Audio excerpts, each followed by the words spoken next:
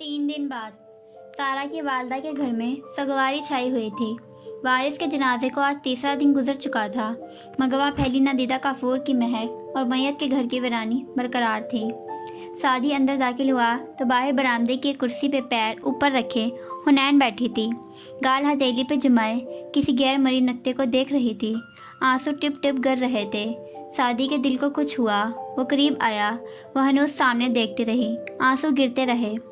भाई, वो मामू थे, फॉर ग्रांटेड, प्यार करते थे, ख्याल रखते थे, सब फॉर ग्रांटेड था। हमारा हक, अच्छे लगते थे, इज्जत करती थी मैं उनकी। ठीक है, बात ख़त्म। मगर 3 दिन से मैं खुद हैरान हूँ। मुझे आज पता चला है कि मैं तो मामू से बहुत मोहब्बत करती थी। मुझे तो पता ही नहीं था कि मैं उनको इतना मिस करूँगी। मेरा दिल ऐसे दुखेगा। मुझे तो कभी पता ही नहीं था। भाई, मुझे उठते बैठते मामू की शक्ल दिखाई देती है। सोते वक्त की आखिरी ख्याल, जागते वक्त पहला ख्याल, वारिस मामू। बस उसने भीगी अजनबी निगाहों से सादी को देखा। बस एक दिन चाहिए, सिर्फ एक दफ़ा मुझे मामू से दोबारा मिलना है और उनको बताना है कि मैं उनसे कितनी मोहब्बत करती हूँ। सिर्फ 1 घंटे के लिए। भाई, क्या हम सिर्फ 1 घंटे के लिए भी अपनी ज़िंदगी को रिवर्स नहीं कर सकते? वो खामोशी से देखता रहा, फिर उठ गया। दिल ऐसे उजड़ा था कि लगता था आगे कुछ बाकी ही नहीं रहा दुनिया में। वो अंदर आया। किचन में निर्दत कुर्सी पे बैठी थी। ज़किया बेगम दूर बैठी आंसू पोंछती तस्बीह पढ़ रही थी। सादी आकर माँ के साथ खड़ा हुआ, कंधे पे हाथ रखा। निर्दत ने सर उठाकर सुर आंखों से उसे देखा। इर्द गिर्द भरी रिश्तेदार खवातीन को यकसा नज़रअंदाज किए उससे पूछा, सादी, लोग इस तरतीब से क्यों नहीं मरते जिससे वो पैदा होते हैं? ये छोटे पहले क्यों मर जाते हैं? कैसे वापस लाऊं मैं उसे? सादी का दिल भर आया। उसने माँ के कंधे से हाथ उठाया और मुड़ गया। अंदर एक कमरे में बेड पे सारा बैठी थी। उसकी सादी की तरफ पुश थी। उसकी हिम्मत ही नहीं हुई। चौखट पर रुक गया। फिर देखा, बेड साइड टेबल के साथ वारिस की बेटियां खड़ी थीं। अमल चुपके चुपके कह रही थी, मेरे बाबा चले गए, अब मैं अपने बाबा को कैसे बुलाऊंगी? अब मुझे नाश्ता कौन कराएगा? नूर फर्श पे चौकड़ी मारकर कोनिया घुटनों पे जमाए गालों पे हाथ रखे बैठी थी। जरा सा सोचा, फिर आंखें चमकी, हाथ गाल से हटाए, सर उठाकर बहन को देखा और चहक कर बोली, कोई बात नहीं, हम बाबा को फ़ोन कर लेंगे, वो हमारा फ़ोन हमेशा उठाते हैं। अमल ने उदासी से उसे देखा और नफ़ी में सर हिला दिया। वह समझती थी, और जो समझती थी वो छोटी बहन को नहीं समझा सकती थी। नूर उठी और सारा का मोबाइल उठाकर जल्दी जल्दी बाबा का नंबर मिलाया और फ़ोन कान से लगाया। आपके मतलूबा नंबर से जवाब मौसूल नहीं हो रहा, बराए मेहरबानी थोड़ी देर बाद कोशिश करें। कितनी देर बाद करूँ दोबारा सादी भाई? उसने चौखट पर खड़े सादी को पुकारा। सारा सब सुन रही थी। उसके नाम पे गर्दन मोड़ कर देखा। वो सर झुकाकर आगे आया। सारा के सामने ज़मीन पे पंजों के बल बैठा। सारा ने भीगी वीरान आंखों से उसे देखा। उसकी नाक और गाल लाल हो रहे थे। मेरा दिल चाहता है सादी, मैं अपनी तमाम डिग्री को कहीं फेंक आऊँ। इतने साल जिनके लिए मैंने ज़ाया कर दिए, वो साल में वारिस के साथ भी गुजार सकती थी। क्या हम जिंदगी को रिवाइंड नहीं कर सकते? सिर्फ 1 दिन के लिए, 1 साल के लिए, थोड़ा सा ज़्यादा वक्त, थोड़ी सी ज़्यादा मोहलत। सादी आंखें बंद की। टप टप आंसू चेहरे पर लड़कते गए। खाला, उसने सर झुका लिया। हम ज़रूर उनके कातलों को ढूंढेंगे और उनको सज़ा दिलवाएंगे। उसके दिल की यासियत और उजड़ापन बढ़ गया था। क्या उससे वारिस वापस आ जाएगा? फिर सारा ने खुद ही नफ़ी में सर हिलाया। सादी लाजवाब हो गया। उस सवाल का जवाब उसके पास तब नहीं था, ये जवाब उसे कई साल बाद मिला था। कौन गवाही देगा उठकर झूठों की इस बस्ती में? सच की कीमत दे सकने का तुम में यारा हो तो कहो। बालकोनी में जवाहरात और हाशिम खड़े थे। दोनों मुस्तरिब मगर बज़ाहिर सुकून से दूर एनेक्सी की तरफ देख रहे थे, जिसके बरामदे में पुलिस के चंद एहलकारों के साथ फारिस खड़ा कोई क्लू दे रहा था। वो मुसलसल मुँह में सेक्टरे कुछ कहे जा रहा था और ऑफिसर सुन रहा था। नहीं, तुम्हें वो चीज़ें उसकी गाड़ी के बजाय घर में प्लान करवानी चाहिए थी, जवाहरात नागवारी से सामने देखती बोली। हाशिम ने हल्का सा नफ़ी में सर हिलाया। क्यों भूल जाती हैं कि उसका घर हमारी 4 दीवारी के अंदर आता है? क्या सोचेगा कि जब कोई बाहर से अंदर सिक्योरिटीज़ के ज़रिए बगैर नहीं आ सकता तो उसके घर तक कैसे पहुंच सकता है? गाड़ी तो पूरे शहर में घूमती है। मगर जवाहरात का इज़्तिराब कम नहीं हुआ था। क्या पुलिस उसे गिरफ्तार कर लेगी? नहीं, लेकिन अगर उसने खुदकुशी नहीं, कत्ल कत्ल की रट ना छोड़ी तो क्या करना पड़ेगा। जवाहरात ताज्जुब से उसकी तरफ घूमी। तो ये सब क्या है, ये तलाशी वगैरह? सिर्फ एक वार्निंग। हाशिम हल्का सा मुस्कुराया, फीक की मुस्कुराहट। जवाहरात कदम मुस्री से वापस इधर देखने लगी जहाँ फारिस बरामदे में खड़ा था। यहाँ तक आवाज़ नहीं आती थी, वो सिर्फ उसकी हरकत और सकनात से अंदाज़ा कर रही थी। झूठ बोल रही है वो साइकेट्रिस्ट, फारिस मुश्किल जब्त करके घुराया था। पुलिस ऑफिसर खामोशी से सुनता गया। वारिस न कभी उसके पास गया था, ना वो कभी एंटी डिप्रेशन दवाएं लेता था। ये सब बकवास है, ये कत्ल है और आपको इसकी तफ्तीश करना होगी। पोस्टमार्टम रिपोर्ट के मुताबिक। मैं नहीं मानता उस रिपोर्ट को, वो मेरा भाई था, मैंने उसे गुस्ल दिया है, उसके जिस्म पे तशद्दुद के निशान थे। और उसकी वजाहत कैसे करेंगे आप? उसने शफाफ प्लास्टिक बैग में रखा मोबाइल और रसीद दिखाई। हमने मोबाइल के SMS को आपकी गाड़ी तक ट्रेस किया और ये रस्सी, ये सब चीज़ें आपकी गाड़ी से मिली हैं। उसने जोर देकर लहराया। फारिस के लब भिज गए।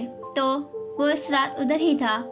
हो सकता है वो अपना मोबाइल मेरी गाड़ी में भूल गया हो या किसी ने उसको मुझ पे प्लान किया हो। तो फिर क्या ही अच्छा हो गाजी साहब कि ये एक खुदकुशी ही क्यों हो, क्योंकि अगर ये कत्ल निकला तो ये पैकेट लहराया आपके पास से बरामद हुआ है। फारिस ने समझते हुए से घूरते इस बात ने सर हिलाया। बिल्कुल, यानी कि मैं इस केस को फॉलो ना करूं, वरना ये मेरे ऊपर डाल दिया जाएगा। तो फिर जाइए, वो करें जो करना है, क्योंकि मैं तो इस केस को नहीं छोड़ूंगा। बाहर जाने का रास्ता बाजू से दिखाया। वो खामोशी से चले गए। फारिस खड़ा सोचता रहा। उसका गम अब गुस्से के मरहले में दाखिल हो चुका था। सादी सारा के कमरे से बाहर आया तो किचन में घुंघराले बालों की झलक दिखाई दी। जुमर वहाँ खड़ी थी। उस वक्त निद्रत को दवा दे रही थी। वो रोज़ आ जाती, फिर उनके साथ रहती। सादी को देखकर नरमी से तसल्ली देने के अंदाज में मुस्कुराई और फिर बाहर आ गई। वो दोनों साथ साथ बरामदे में आए। वहाँ अब हुनैन नहीं थी। जुमर उसकी जगह पे बैठ गई।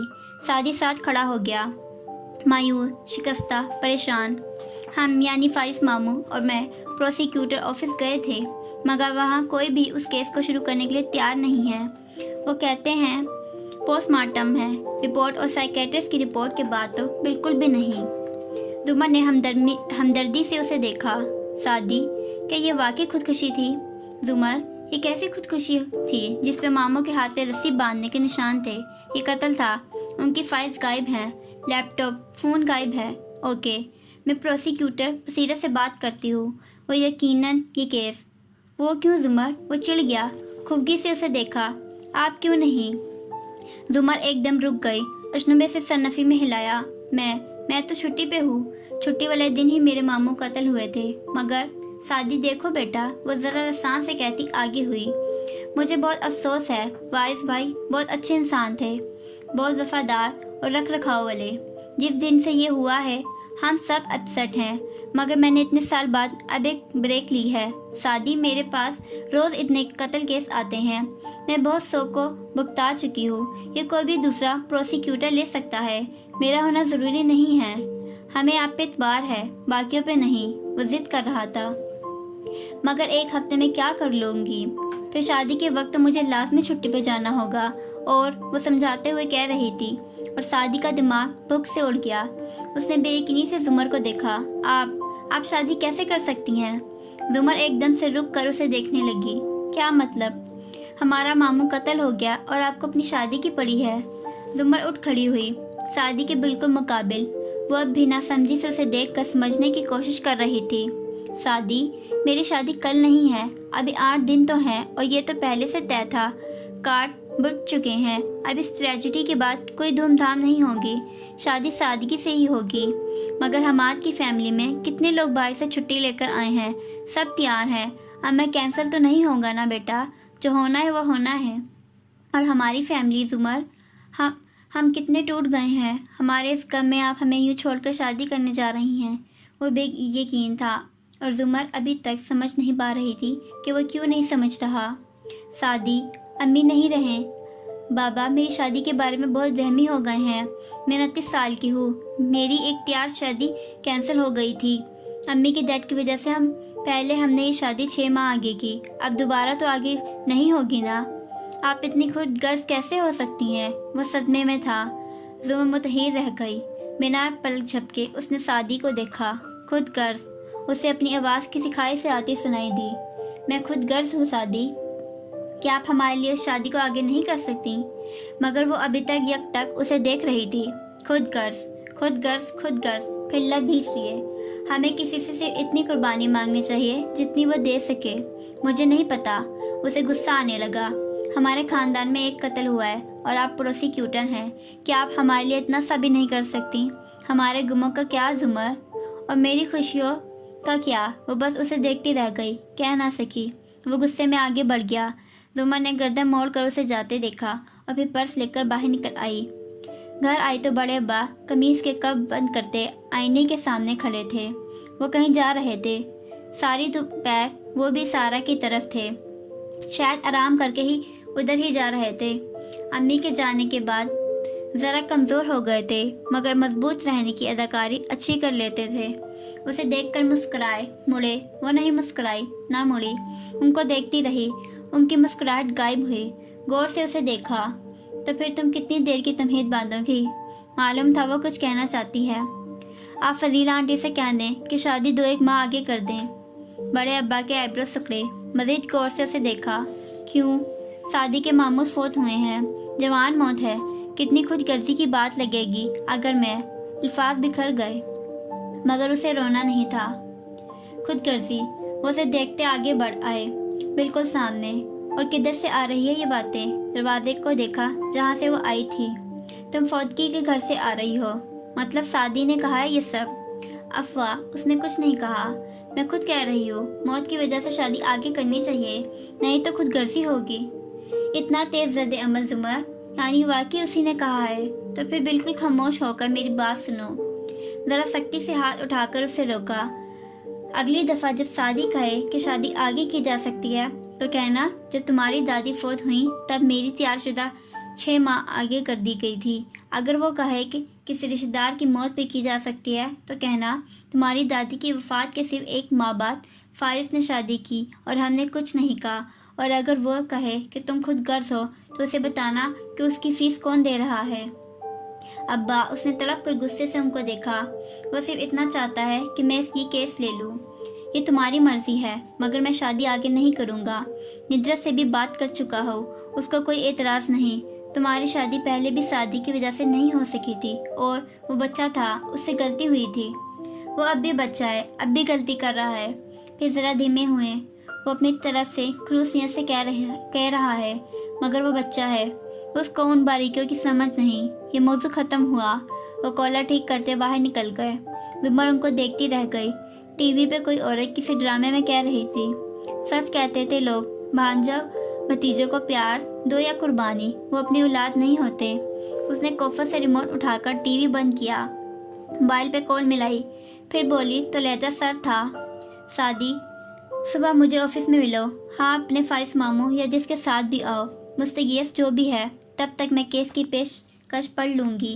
اور فون بند کر دیا۔ چہرے پہ البتہ ناخوشی تھی۔ زمر خوش نہیں تھی، بالکل بھی نہیں۔